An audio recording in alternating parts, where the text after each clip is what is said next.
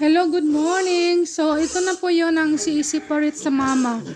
Kinuha ko na yung mama. Nilagay ko na doon. Yun na yung mama nila doon sa kabila. Doon sa kabila yung mama nila. 10 heads po to. Kinuha na po sa barako yung ano niya. Yung pinakamalaki. So, yun po.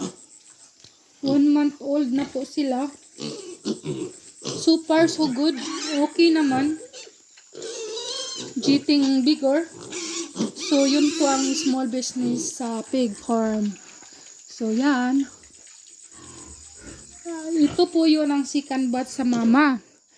At saka yung next naman, nakahiwalay din. Separate na din sa mama. Still tulog. Yan po, naka-kids. Ano po sila? Diyan po sila palagi matulog sa red na yan. Yan. Oop, inom-inom siya ng tubig. Marunong na po siya uminom. Naka-paper. So, ano na po to? 1 month and 2 days na ano na. Hiwalay na sa mother, sa inahin na baboy. Separate na po sa mother pigs. Kasi yung mother pigs is waiting for the next het para pregnant again. So, yun po, nag-ano po siya nag-stretching. O, inom sila ng tubig. So far, so good. Okay na po din sila. Thanks God po sa ano namin. Sa small piggery farm. Yan po. Kung sino po yung gusto bumili ng piglets, let's PM. Diba? So, inom-inom sila. Lakas po sila kumain. Thanks God. And then, complete vaccine. And waiting for the purga. For the anti-vaccine, anti-bitok. So, diba? Ganun lang po. So, yan po ang update today.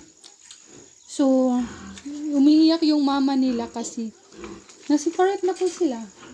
So, yan na po ang update sa pigs namin. Yung mama over there na din, na-transfer na. At saka, yung apat po dito ay ipakita ko sa inyo. The 4 piglets is getting bigger. Yan na po, oh. Sleepy. Then eating. So, diba? Ano na po sila? 20 kilos. Oh, diba? Yan din ang mama, oh, over there. Look at that. The mama. So, yan po. So, yan na po ang figurine namin. Yan po. It's pregnant po ito. Dito banda is flower. Ayan. Umiiyak sila. Busog na. So, thank you and everyone. God bless. Happy Thursday. Bye.